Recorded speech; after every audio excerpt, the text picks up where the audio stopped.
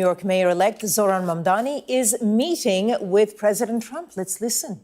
One thing in common, we want this city of ours that we love to do very well. And I wanted to congratulate the mayor. He really ran an incredible race against, a lot of smart people, starting with the early primaries against some very tough people, very smart people. And he beat them easily. And I congratulated him. And we talked about some things in very strong common, like housing and getting housing built, and food and prices, and the price of oil is coming way down. Anything I do is going to be good for New York. If I can get prices down, it's good for New York. And we've got them down, way down from last year. We have, as you know, I've been saying to a lot of people, Walmart said that Thanksgiving this year is exactly 25% less than last year. So that's good for New York, good for everybody. But I just want to congratulate. I think you're going to have, hopefully, a really great mayor. The better he does, the happier I am, I will say. There's no difference in party. There's no difference in anything. And we're going to be helping him to make everybody's dream come true, having a strong and very safe New York. And congratulations, Mr. Mayor. Thank you, Mr. President. Thank you. I appreciate it. Please. I appreciated the meeting with the president, and as he said, it was a productive meeting focused on a place of shared admiration and love, which is New York City, and the need to deliver affordability to New Yorkers, the 8.5 million people who call our city their home, who are struggling to afford life in the most expensive city in the United States of America. We spoke about rent, we spoke about groceries, we spoke about utilities, we spoke about the different ways in which people are being pushed out, and I appreciated the time with the president. I appreciated the conversation. I look forward to working together to deliver that affordability for New Yorkers. Thank you very much. Any questions, please? President Trump, Stephen Nelson from the New York Post. I've got a question for you and then also one for the mayor-elect. Sure. For you, you referred to Mr. Mamdani as a communist. Can you describe why you feel that way? And also, will you do anything to stop him from arresting Prime Minister Netanyahu if he visits New York? Well, we didn't discuss your second part of the question. And on your first part, I mean, he's got views that are a little out there, but who knows? I mean, we're going to see what works, or he's going to change also. We all change. I changed a lot. From when I first came to office. It's now quite a while ago. It's quite a while. My first term was great. We had the greatest economy in the history of our country. We're doing even better now. We're doing much better now than we did even the first term.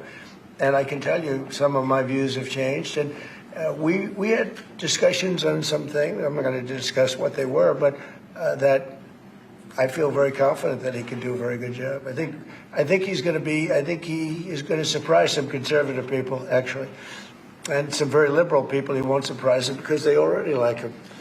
And Mr. Mamdani, it sounds like you had a productive discussion, but just days ago you referred to President Trump as a despot who betrayed the country. You said you would be his worst nightmare and accused him of having a fascist agenda. Are you planning to retract any of these remarks in order to improve your relationship? I think both President Trump and I, we are very clear about our positions and our views, and what I really appreciate about the president is that the meeting that we had focused not on places of disagreement, which there are many, and also focused on the shared purpose that we have in serving New Yorkers. And frankly, that is something that could transform the lives of the 8.5 million people who are currently struggling under a cost of living crisis, with 1 in 4 living in poverty. And the meeting came back again and again to what it could look like to lift those New Yorkers out of struggle and start to deliver them a city that they could do more than just struggle to afford it, but actually start to live in it.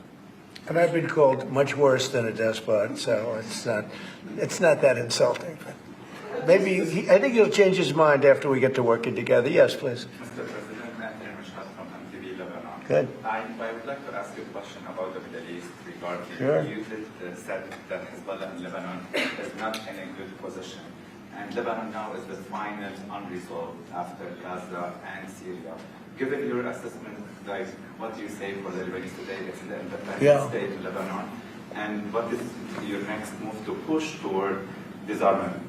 Sure. Well, we are pushing for total disarmament of Hamas and, frankly, everybody else. And we actually have peace in the Middle East. As you know, the King of Saudi Arabia just left yesterday. We had some great meetings, and he's made a contribution toward the United States of more than $1 trillion. We have now over $20 trillion coming in. No country has ever had anything like that, not even close. If you go to $2 trillion or $1 trillion, it's a lot. We have $20 or $21 trillion.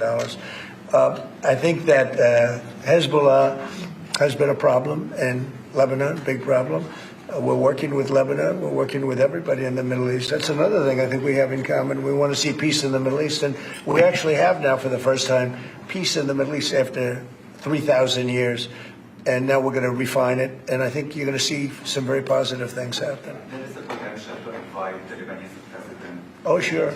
Oh, I would do that. Absolutely. And if the mayor would like to be here for that meeting, because I know he feels very strongly. I think you feel very, very strongly about peace in the Middle East. I think we desperately want it, and that's something that I shared with the president, that when I spoke to New Yorkers who had voted for the president last November on Hillside Avenue and Fordham Road, I asked them why. I heard again and again two major reasons. One was that they wanted an end to forever wars. They wanted an end to the taxpayer dollars we had funding violations of human rights, and they wanted to address the cost of living crisis. And I appreciated the chance to discuss both of those things. He said a lot of my voters actually voted for him, and I'm okay with that. I'll do that. I'll sign it. Give it to me. I'll sign it in a minute. That's pretty good. Mr. President, Yeah, please. you threatened to send federal troops to New York City. You both have differences when it comes to ICE agents in New York City. Mr. Mamdani, you called ICE a rogue government entity. I wonder how you reconcile your differences on both of those issues. Well, I think we're going to work them out, and I think that if we have known murderers and known drug dealers and some very bad people, we want to get them out. And the mayor wants to have peace. We discussed this at great length, actually, maybe more than anything else. He wants to have a safe New York. Ultimately, a safe New York is going to be a great New York. If it's not safe, no matter how well we do with pricing and with anything else, we can talk about anything you want. If you don't have safe streets, it's not going to be a success. So we're going to work together. We're going to make sure that if there are horrible people there, we want to get them out. I think he wants to get them out maybe more than I do. So we'll work together. We discussed it at great length. Yes, please. Yeah, two questions, if I may. One for you, Mr. President, from BBC in a second. But first of all, for the mayor-elect. You're both from different parts of the political spectrum. You're both populists, though. And I just wonder to what extent the president's campaign style, his techniques, his social media use inspired any part of your campaign? Well, I actually told the president that, so much of the focus of our campaign has been on the cost of living crisis. And when we asked those New Yorkers who had voted for the president, when we saw an increase in his numbers in New York City, that came back to the same issue: cost of living, cost of living, cost of living. And they spoke about the cost of groceries, the cost of rent, the cost of Con Ed, the cost of childcare. And too often politicians are looking to lecture to New Yorkers what they should care about as opposed to listen. And when we spoke to those voters who voted for President Trump, we heard them speak about cost of living. We focus on that same cost of living, and that's where I am really looking forward to delivering for New Yorkers in partnership with the president on the affordability agenda. And I think we have to work a little bit. We talked about Con Edison. We have to work a little bit on getting the prices because, we've gotten fuel prices way down, but it hasn't shown up in Con Edison. And we're going to have to talk to them. If we're sending them fuel at a much lower price than it was a year ago, which is true, we have to get Con Edison to start lowering their rates. Absolutely. And if I may, last week you told me you were pushing ahead with your plans to sue BBC for up to $5 billion. You were going to speak to Prime Minister Starmer as well. Is there any progress or any updates on those issues? Well, we get along very well with the Prime Minister. We made a deal with UK.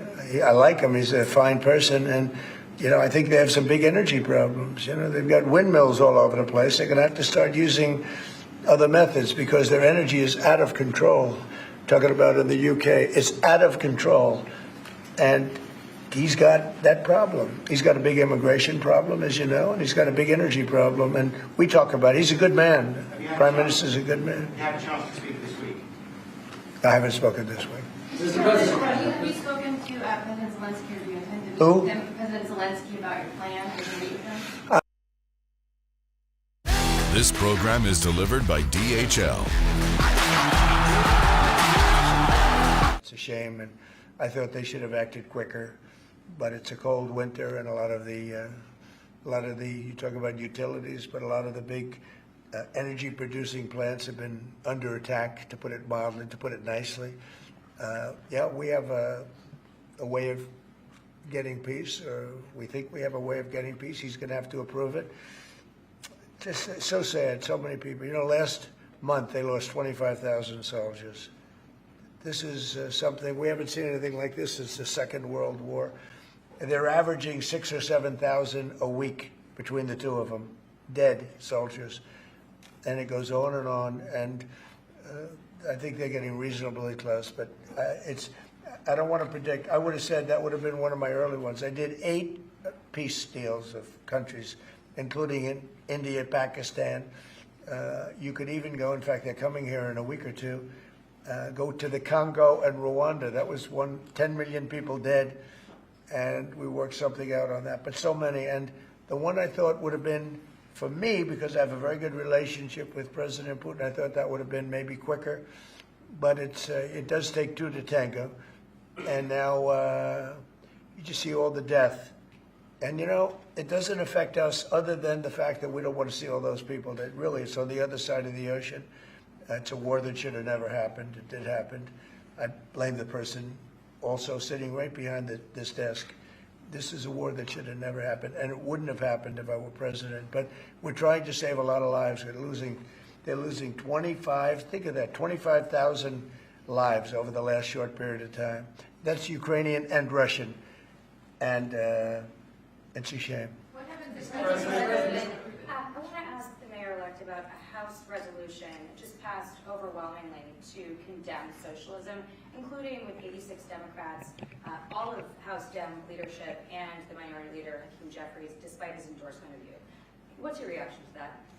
I have to be honest with you, I focused very little on resolutions. Frankly, I've been focusing... Condemn socialism. I understand. I think the focus is on the work at hand. I can tell you I am someone who is a democratic socialist. I've been very open about that. And I know there might be differences about ideology, but the place of agreement is the work that needs to be done to make New York City affordable. That's what I look forward to. And I want to clarify your answer to Stephen Nelson. He asked about your comment calling the president a fascist. And your answer was, both President Trump and I have been clear about our positions and our views. Are you affirming that you think President Trump is a fascist? I've spoken about... That's okay. You can just say yes. Okay. All right. Okay. Yeah. It's easier. Yes. It's easier than explaining it. I don't mind. And Mr. President, I wanted to ask you also about this Ukraine plan. Yeah. President Zelensky said today that his country would risk either giving up a partner or giving up its dignity. There's been criticism that this deal... You mean he doesn't like it? It's unclear. He was sort of Well, tenuous. he'll have to like it, and if he doesn't like it, then, you know, they should just keep fighting, I guess, you know. The suggestion that you made, though, was that if he doesn't accept it, that the U.S. would pull back its support for Ukraine. Is that Well, at some accurate? point, he's going to have to accept something, you know. He hasn't accepted. You remember right in the Oval Office, not so long ago, I said, you don't have the cards. Don't forget, I inherited this war. I would have never, this war never would have happened. I inherited this war.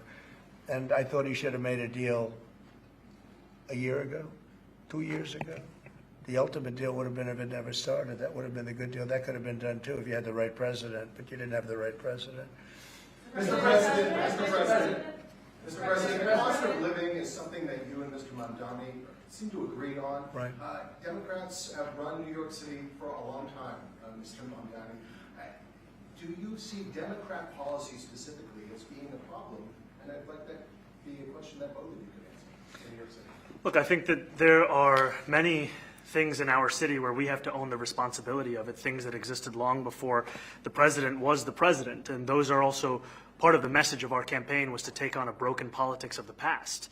And I ran against a number of candidates who represented different versions of that past. And what we found time and again is that working people were left behind in the politics of our city. And what we're looking to do is put those people right back at the heart of our politics so that we don't have a situation where we're in the wealthiest city in the history of the world, and yet 1 in 5 can't even afford $2.90 for a Metro card. Mr. Mamdani. You know, we had some interesting conversation, and some of his ideas really are the same ideas that I have. But a big thing on cost, you know, the new word is affordability. Another word is just groceries. You know, it's sort of an old-fashioned word, but it's very accurate. And they're coming down high. They were, you know, we had, both of us, we had the highest inflation in the history of our country the last 4 years under the Biden administration. And we've got inflation down now to a normal number. It's going to go even a little bit lower than that. Katie, do you have something in a bit? Mr. President, thank you so much. Mr. Mamdani often talks about New York City being covered by international law, that they will follow international about the U.S. Constitution. What is your response to that? Well, I don't know what you're referring to in terms of it could be covered by international law, local law. It's covered by a lot of laws, but it's covered by U.S. law. Are you referring to anything in particular? He just says that they're a city that endorses and enforces international law. Is that at odds with? No, I don't know. Would you want to? Do you want to respond? Yeah, I think what I've shared with the president is our desire to not only follow the laws of our own city, laws that protect New Yorkers, but also a desire for consistency in our politics across the board. And that's something that we've talked about and something that I know many New Yorkers want. We work with ICE. We work with ICE. We discussed ICE and New York City, and I spoke about how the laws that we have in New York City allow for New York City government to speak to the federal administration for about 170 serious crimes. The concerns that many New Yorkers have are around the enforcement of immigration laws on New Yorkers across the 5 boroughs, and most recently we're talking about a mother and her 2 children, how this has very little to do with what that is. Mr. Mamdani, What we did is we discussed crime, more than ICE per se. We discussed crime, and he doesn't want to see crime, and I don't want to see crime, and I have very little doubt that we're not going to get along on that issue. He wants to, and he said some things that were very interesting as to housing construction, and he wants to see houses go up. He wants to see a lot of houses created, a lot of apartments built, etc. And you know, we actually people would be shocked, but I want to see the same thing. Mr. Mamdani, anti-Israel protesters. Jack? Mr. President, I want to know one of the policies as well that Mayor-elect Mamdani talked a number of times about on the campaign was shifting the tax burden for property taxes from what he called minority communities to white-based communities and putting more taxes on white people. I also noticed that in your acceptance speech you didn't mention anything about America or Christians or white people in general, and so I didn't know if that was one of the policies that you guys had spoken about. We focused on affordability. We focused on the cost of living crisis. What I will say is that I am very much interested in property tax reform because what we see right now in New York City is a system that is so inequitable that it can't even stand up in court. And the president and I spoke about the importance of not only building more housing, but also making sure that regulation of housing is something that is manageable to actually get through and not the cause of yet another weight that we see in our But to city. be clear, you're continuing this idea of race-based property taxes. No, to be very clear, That's what you said. no, the use of the term was a description of neighborhoods, not a description of intent. So you intend to tax the whiter neighborhoods more? No, we intend to create a fair property tax system because we want a New York City that is not only fair and equitable, but also one that every New Yorker can afford. Mr. Mamdani, anti-Israel protesters just targeted synagogue. Please, God. Mr. Mamdani, anti-Israel protesters just targeted a synagogue in New York. Are you concerned about Jewish New Yorkers feeling welcome and safe in the city? And President Trump, you threatened to cut off federal funding to New York City. What policies would prompt you to do that? Would that be city-run grocery stores? Would it be something else? Well, I think if we didn't get along, whether it's cut off or just make it a little bit difficult or not give as much, we want to see, I use the term, we don't want good money going after bad. And we don't want that to happen. I don't think that's going to happen. I did say that, subject to what policies are being set. We had a meeting today that actually surprised me. He wants to see no crime. He wants to see housing being built. He wants to see rents coming down, all things that I agree with. Now, we may disagree how we get there. The rent coming down, I think one of the things I really gleaned very much today, he'd like to see him come down, ideally, by building a lot of additional housing. Yeah. That's the ultimate way. He agrees with that, and so do I. But if I read the newspapers and the stories, I don't hear that. But I heard him say it today, and I think that's a very positive step. No, I don't expect. I expect to be helping him, not hurting him. A big help, because I want New York City to be great. Look, I love New York City. It's where I come from. I spent a lot of years there. Now I'm right here. We took a big setback with the mayor that we had, named de Blasio. I thought it was a tremendous setback for the city. I think this mayor can do some things that are going to be really great. Mr. President, Okay, how about you? Go ahead, please. President. You're a billionaire. You have a different address nowadays than you used to, but you used to call New York City home. Would you feel comfortable living in New York City under a Mamdani administration? Yeah, I would. I really would. Especially after the meeting. Absolutely. What makes you comfortable? we agree on a lot more than I would have thought. I think I want him to do a great job, and we'll help him do a great job. You know, he may have different views, but in many ways, you know, we were discussing when Bernie Sanders was out of the race, I picked up a lot of his votes, and people had no idea because he was strong on not getting ripped off in trade and lots of the things that I've practiced and been very successful on. Tariffs, a lot of things. Bernie Sanders and I agreed on much more than people thought. And when he was put out of the race, I think quite unfairly, if you want to know the truth, many of the Bernie Sanders voters voted for me. And I felt very comfortable, frankly, in seeing that and saying that. And, you know, it just turned out to be a statistical truth. But no, I feel very comfortable. I would feel very, very comfortable being in New York, and I think much more so after the meeting. Yes, please. Thank you, Mr. President. I have a question for you, but a very quick one for Please. the mayor. Why did you fly here? Aren't trains greener? I will use every form of transit, and I want to make sure that they're all affordable in New York City, and that's why making buses fast and free is a centerpiece of our campaign. Did you? There is a bus that goes. Well, but I know, but if he flew, that's a lot quicker too. You know, I mean, he's working very hard. For him to be, that's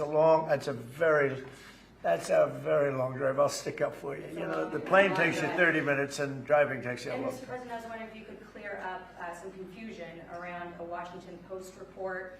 There was this explosive report that the Coast Guard is no longer going to characterize swastikas and nooses as hate symbols. DHS called that a lie and fake news. Can you clear up? I don't know anything about it. When was this written? I think yesterday. Well, look, the Coast Guard's an incredible group of people. I know them very well. We just ordered a lot of new Coast Guard cutters, beautiful, the most magnificent ship. They look like yachts with lots of guns on them. So I don't know. I haven't seen any report like that, but certainly we want them to remain a great force, and they are. Mr. President, and you did a piece in all the 9 months around the world. I would like to ask Mr. Mamdani, you've accused the U.S. government of committing genocide in Gaza while President Trump was working on peace. Why that? I've spoken about the Israeli government committing genocide, and I've spoken about our government funding it. And I shared with the president in our meeting about the concern that many New Yorkers have of wanting their tax dollars to go towards the benefit of New Yorkers and their ability to afford basic dignity. And what we see right now is we're in the 9th consecutive year of more than 100,000 school children being homeless in our city. And there's a desperate need not only for the following of human rights, but also the following through on the promises we've made New Yorkers. And I appreciated the meeting we had and the work that we can do. Do you agree that President Trump did do a peace and worked hard to make the peace? Because he worked hard to do the peace in the Middle East and everywhere. Do you agree with that? I appreciate all efforts towards peace, and I shared with President Trump that when I spoke to Trump voters on Hillside Avenue, including one of whom was a pharmacist that spoke about how President Trump's father actually went to that pharmacy not too far from Jamaica Estates, that people were tired of seeing our tax dollars fund endless wars. And I also believe that we have to follow through on the international human rights, and I know that still today those are being violated, and that continues to be work that has to be done no matter where we're speaking of. Mr. President, thank you, Mr. President. Do you view the mayor-elect as the true leader of the Democrat Party? And do you think Leader Schumer's and Leader Jeffries, have to follow his lead? Well, look, I hope they have great leaders. This is a man that right now I think is focused on New York City. I really think he has a chance to do a great job. We're going to help him, but I really think he has a chance to do a great job. But I'll let you answer that. You consider yourself the leader of the Democrats? I think it's more appropriate for him. I consider myself the next mayor of New York City, and I keep my horizons firmly on New York City, and I appreciate the meeting with the president, which focused again on the 5 boroughs and whether New Yorkers could afford to live there. By the way, being the mayor of New York City is a big deal. Absolutely. I always said, one of the things I would love to be someday is the mayor of New York City. Being the mayor of New York, and especially now, because I think you're at really a turning point, one way or the other. It could go great, or it can go in a different direction. And I think you really have a chance to make it great. I appreciate what you're doing. Mr. President, you say you love New York City. Mr. Mamdani, does New York City love President Trump? New York City loves a future that is affordable, and I can tell you that there were more New Yorkers who voted for President Trump in the most recent presidential election because of that focus on cost of living, and I'm looking forward to working together to deliver on that affordability agenda. I got a lot of votes. One more. Go ahead. 1 or 2 more. Go ahead. I tell you, the press has eaten this thing up. I've had a lot of meetings with the heads of major countries. Nobody cared. This meeting that you people have gone, you know, outside you have hundreds of people waiting. This is just a small little group. For some reason, the press has found this to be a very interesting meeting. The biggest people in the world, they come over from countries nobody cares, but they did care about this meeting, and it was a great meeting. Go ahead. Yeah, Mr. President, I was going to ask you exactly that. Why do you think there's so much more, so much excitement around this than in some form? Because I think he's different. All right, I think he's different, and that can be in a very positive way. But I think he's different than, your typical guy runs, wins, becomes mayor maybe, and nothing exciting. Because he has a chance to really do something great for New York. New York is at a very critical point, and he does need the help of the federal government to really succeed. And we're going to be helping him, but he's different than your average candidate. He came out of nowhere. I said he has a great campaign manager standing over there. He came out of nowhere. What'd you start off at 1 or 2? And then I watched. I said, who is this guy? He was at 1, then he was at 3, then he was at 5, then he was at 9. Then he went up to 17. I said, that's getting a little bit interesting, right? And then all of a sudden he wins a primary that nobody expected he was going to win. It's a great tribute. I mean, it's an amazing thing that he did. And I'll just add one thing to what the president said. Is one thing I also appreciated is in our meeting to appreciate a portrait of FDR and the incredible work that was done with the New Deal, and also in thinking about what it can look like when the federal government and New York City government work together to deliver on affordability. It can be transformative. We have a great portrait of FDR that I found in the vaults that was missing for years. I found it, and I put it up. He's a Democrat, to the best of my knowledge. He's a Democrat. And when the mayor saw that portrait, he said, "Sir, do you mind if I have a picture taken by that portrait?" It's an amazing portrait. I hope the picture comes out good. But it's an amazing portrait in the cabinet room. So he's a big fan of the New Deal, I guess, and of FDR. Yes, ma'am. Thank you, Mr. President. You said that you both spoke about crime. Yeah. There are many police officers set to come off the rolls at the end of this year in New York City.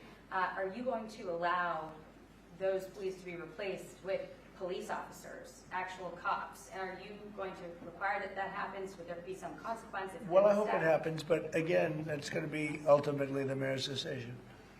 What's your answer? Is that I look forward to delivering public safety with the NYPD, and I've said over the course of our campaign that we have the number of police officers today. They are the ones that's budgeted about 35,000 headcount. And I think the key thing is that we have to make it easier for police to focus on police work, not ask them to respond to 200,000 mental health calls a year. So is that a reduction from what you're at right now? Are you committing to maintaining the same level of cops? I've committed over the course of the campaign to maintain the 35,000. That's the headcount that we had through the campaign. And not replace them with caseworkers, social work? No, I've said that's the headcount that we want. What we need to do is make sure they can focus on serious crime. And he just retained a great police commissioner, I believe, right? Yes, we did, Commissioner Fish. If the newspapers are correct. That one they're correct about. He retained, I think, somebody that is she's a good friend of some of the people in my family, of Ivanka, and they say she's really good, really competent, and he just retained her, so that's a good sign. Are there still topics that you see the two disagreeing on in the future, and do you think you'll have more meetings like this? There will be topics that we disagree on. I think we'll probably come to a conclusion, and ultimately, he'll convince me, or I'll convince him. It's for the good of New York. Ultimately, it's for the good of New York. I don't care about affiliations or parties or anything else. I want to see if this city could be unbelievable, if he could be a spectacular success, I'd be very happy. Do you think you guys will meet more in the future, too? Excuse? Do you think you'll meet again in the future, throughout the initial? I think we will. Yeah. I think we will. I hope we do. I enjoyed the meeting. We had a great meeting. Please. Mr. President, Republican Elise Stefanik has campaigned multiple times by calling Zohran Mamdani a jihadist. Do you think you're standing next to a jihadist right now in the Oval Office? No, I don't, but she's out there campaigning, and, you say things sometimes in a campaign. Isn't that sort of She's a very capable person, but you really have to ask her about that, but no, I don't particularly. I think I met with a man who's a very rational person. I met with a man who really wants to see New York be great again. And I can say again, because New York was great. When I came down to Washington initially, the city was so hot. It was doing great. We were having some telltale signs of problems. We had a mayor that was not doing a great job, but still, it was moving along, and it went bad. It really went, pretty bad. And he can, I think it's been at lower points, but it went pretty bad. I think he can bring it back. Now the question is, will he bring it back all the way? Will he bring it back greater than ever before, which is, I guarantee, that's his wish. I think he wants to make it greater than ever before. And if he can, we'll be out there cheering. I'll be cheering for him. Okay? Thank you very much, everybody. You chose not to answer the question about the city hall. Thank you very much. Oh, no, I care very deeply about Jewish safety, and I look forward to rooting out anti-Semitism across the 5 boroughs and protecting Jewish New Yorkers and every New Yorker who calls the city home. Very well.